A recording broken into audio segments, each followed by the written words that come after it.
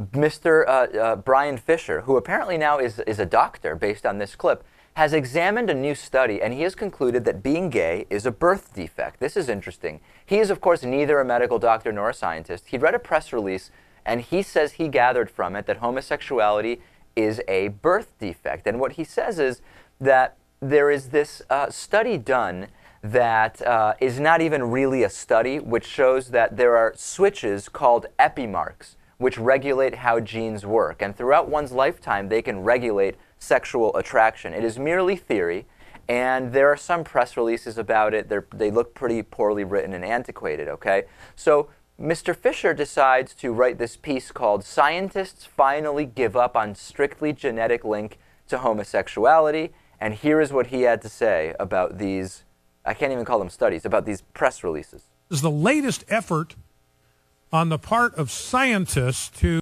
explain some kind of biological origin for homosexuality. Right. And the reality is these scientists, they don't realize they're doing it. They don't even know they're doing it, but they suggest logically, if you track their reasoning here, these scientists are suggesting that homosexuality is a birth defect, that it's a result of some kind of genetic abnormality, some kind of genetic aberration. Now, they would never admit that they're doing that. Don't misunderstand me. They're not saying in here that it's a birth defect, but they're saying it without realizing it. So normally, these epigenetic markers disappear. But so this would be a case of abnormal transmission. This doesn't normally happen. It's not usual. It's not customary.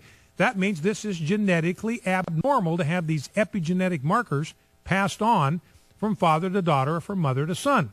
It's a genetic abnormality. Okay, so this eventually he goes back to his theory, which I think he's even said to me on this show, which is if homosexuality was genetic, all identical twins would both be either gay or straight. That's the 100% of the time. Now, of course, as we know, even identical twins, even though they share identical DNA, oftentimes they have slightly different colored hair, or the shape of their eyes is slightly different, or they may be predisposed to be different weights, or you know, so there's so many. So the idea is just based on his bogus presupposition, which he's been touting for years.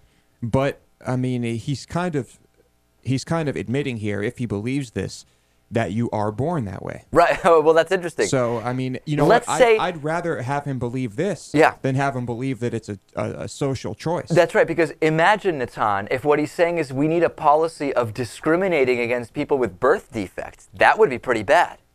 Absolutely. There's going to, I mean, if it's a birth defect, there's clearly some kind of a scientific solution that's to be had, and then he'll want to impose that on these people.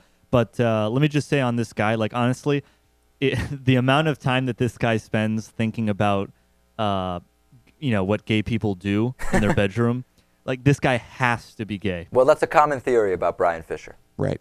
Well, very, very common. And I've asked him about it. He has denied it, just so you know. Yeah, Let's take a break. We'll talk to Dennis Campbell next, and still plenty more stories to get to. Stay tuned. DavidPakman.com.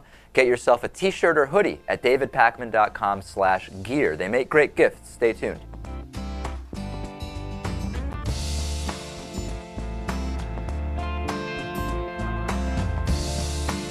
The David Pakman Show at DavidPakman.com.